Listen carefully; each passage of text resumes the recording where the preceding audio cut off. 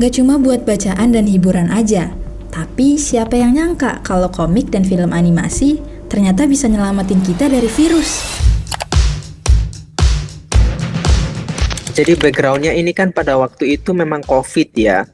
Jadi salah satu dasar kami menggunakan itu adalah karena keterlambatan WHO dalam menetapkan COVID itu adalah airborne, bukan droplet. Jadi selama ini pemahaman publik adalah COVID itu adalah droplet atau percikan dari kita gitu, langsung jatuh gitu kan ya. Ternyata itu penyebarannya melalui itu tadi aerosol. Aerosol adalah butiran kecil berdiameter minimal sekitar 10 pm, lebih kecil dari milimeter. Itu menjadi alat tunggangan virus yang kita percikan melalui pada saat kita bersin dan sebagainya. Jadi ketika kita pakai masker dan itu tidak ketat, maka dia bisa sneak in, masuk ke sini. Sehingga itu menjelaskan kenapa penyebaran COVID itu sangat cepat. Dan kalau misalkan itu disebarkan melalui droplet, 1 meter saja sudah selesai. Tapi kan nyatanya tidak. Gitu kan, berarti something wrong. Dan itu tidak diakui oleh WHO selama 2 tahun. Terlambat gitu, dari 2 tahun itu tadi baru WHO nyadar, oh ternyata airborne. Di situ ada ketidakpahaman dari sisi policy dan juga praktek di masyarakat, sehingga masyarakat kan pakainya dia pakai hand wash aja gitu ya, pakai maskernya tidak ketat dan sebagainya. Jadi karena kita paradigmanya adalah paradigma droplet, itu akan menumbuhkan action yang itu droplet based. Nah, paradigma yang understanding public understanding atau paradigma droplet tadi itu perlu digeser.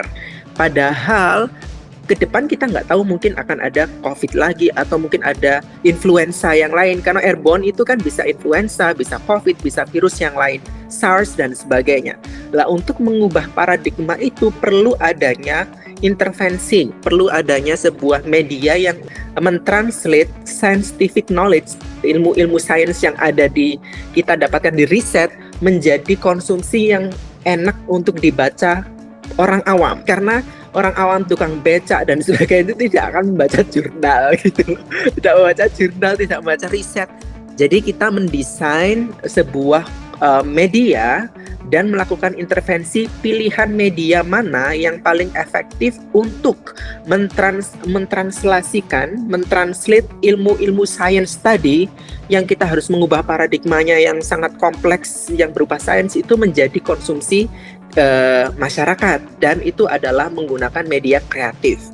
Dan kita pilih 3 jenis media yang untuk intervensinya. Yang pertama teks saja, teks. Jadi kan kita biasanya dikasih teks flyer, jangan beli ini, jangan pakai masker, itu teks ya, teks, plain teks. Yang kedua comics. Jadi komiknya itu jadi ada 2 cerita, ada 1 cerita dari droplet, kemudian satunya jadi aerosol gitu. Ceritanya itu ada 10 cerita dan kita translasikan menjadi 19 bahasa. Jadi bahasa Inggris, bahasa Korea, semuanya 19. Kemudian animasi. Jadi animasi sekitar 2 atau 3 menit. Nah, kita berpikir bahwasannya teori menyatakan, kalau kita bahasanya teori ya, dasarnya adalah narrative teori, di mana sebuah narasi itu akan bisa mempengaruhi seseorang untuk melakukan sesuatu. Jadi narasi itu akan masuk kepada mindset kita, kepada pikiran kita, dan itu akan menumbuhkan kita untuk melakukan sesuatu hal. Tapi narasi itu perlu didukung oleh sebuah media yang kreatif atau tidak gitu. Maka kita bandingkan nih, yang narasi itu ditempatkan atau di cover menggunakan teks saja, di cover menggunakan teks dan cerita berupa komik, dan di cover menggunakan ini animasi, di mana di situ ada ceritanya, ada audionya, ada semua bergerak gitu, motionnya. Dan kita temukan bahwasannya yang plain text, yang satunya adalah grup yang tidak dikasih apa-apa, yang terdiri dari guru, kemudian pendidik ya, mulai dari guru sampai dosen.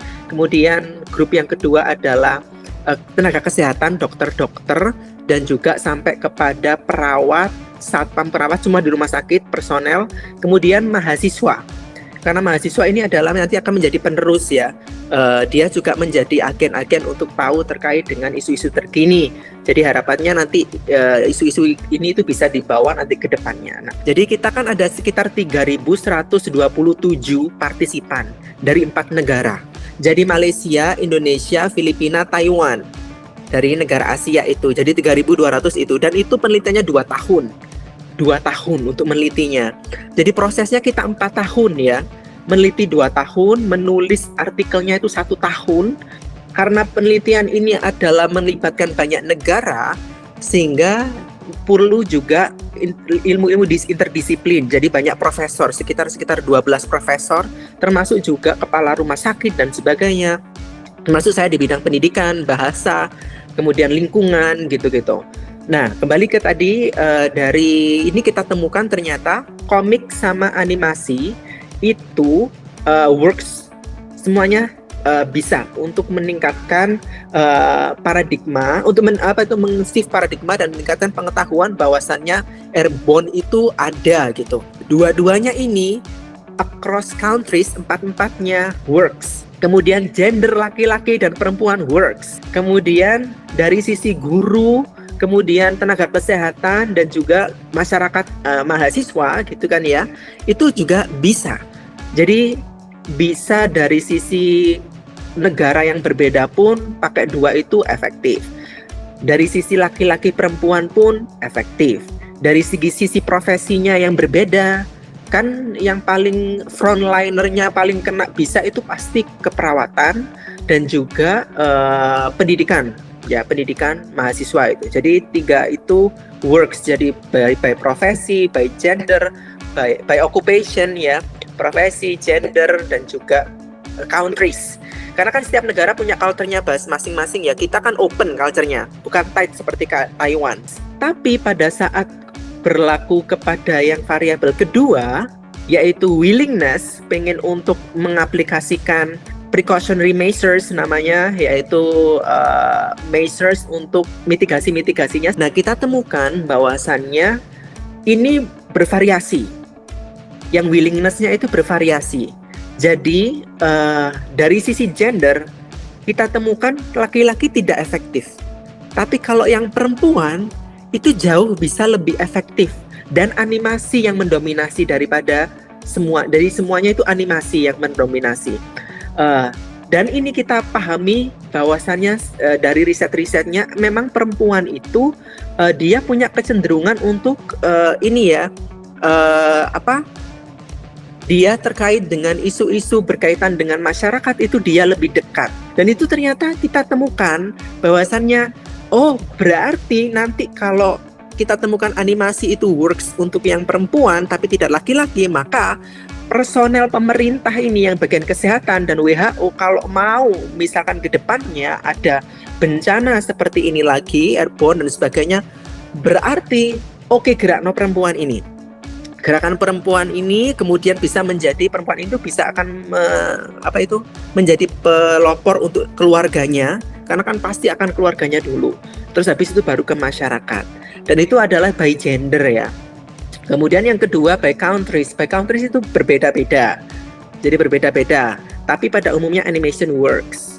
Kemudian juga yang terakhir itu by occupation. By occupation juga animation works. Jadi kalau yang by knowledge untuk mengubah paradigma itu animation sama comics. Kemudian untuk mendorong seseorang untuk melakukan pencegahan ya terkait dengan airborne itu animation. Kenapa media kreatif itu bisa meresonansi masyarakat dan masyarakat bisa menangkap dan bisa mau melakukan precautionary measures. Kalau dari sisi teks itu sudah ada teks saja, dia tidak bisa mendorong seseorang untuk bisa melakukan sesuatu karena dia cuma membaca. Tapi kalau comics itu ada cerita, ya. Comics itu ada cerita yang seseorang itu bisa melihat dan bisa menempatkan dirinya seperti cerita itu. Jadi kalau teks itu dia tidak bisa membawa pembaca masuk.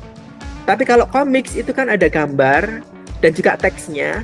yang orang itu ketika membaca itu bisa meresonansi dan menempatkan diri, oh aku seperti itu. Nah, animasi itu jauh lebih bagus karena ada yang bergeraknya. Jadi gerak, audio, kemudian audio visual itu menempatkan, membuat kita lebih empati terhadap sosok yang ada di situ, dan kita seperti sosok di situ, bermain di situ. Jadi itu resemble atau merepresentasikan manusia di situ, meskipun itu adalah sebuah animasi. Dan itu bisa mendorong seseorang untuk bisa paham dan juga bisa melakukan sesuatu. Jadi animasi itulah menjadi menjelaskan kenapa tiga ini berbeda. Jadi semakin kreatif itu maka semakin bisa mendorong seseorang untuk mengubah paradigmanya dan melakukan sesuatu, karena dia bisa resonate, kita bisa meresonansikan diri kita, menempatkan diri kita seperti yang ada di animasi seperti itu. Jadi berhasil tidaknya itu kan nanti, kalau ini kan metodenya eksperimen, kita melakukan eksperimen ya dari banyak negara, terus kita hasil analisisnya kalau berdasarkan statistik dan sebagainya itu menunjukkan bahwasannya si animasi itu bisa mendorong seseorang untuk melakukan itu, untuk melakukan precautionary measures. Jadi berdasarkan hasil efektivitas dari media itu untuk melakukan itu. Jadi efektivitasnya kan kita nggak bisa ya kemudian memantau 3.127 personel ya, partisipan di 4 negara untuk melihat 1 tahun mengikuti dia apakah benar-benar dia memakai ini dan sebagainya, memakai itu pada saat kita sudah melakukan itu.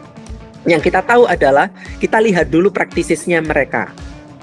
Kamu selama ini itu melihat apa saja, kamu sudah melakukan apa saja, Oke, habis itu kita kemudian kasih intervensi kan, intervensi itu. Jadi silahkan kerjakan, ada 4 grup gitu ya, grup yang berbeda. A dikasih animasi, B dikasih ini. Kemudian dicek apakah sebelum mendapatkan itu dengan sesudah mendapatkan animasi, apakah ada perbedaan terkait dengan paradigmanya yang berubah. Kemudian willingness untuk melakukan precautionary measures-nya itu ada perubahan atau tidak. Dari 3 jenis itulah, so kita efektif. Oh, berarti ini paling efektif untuk melakukan perubahan.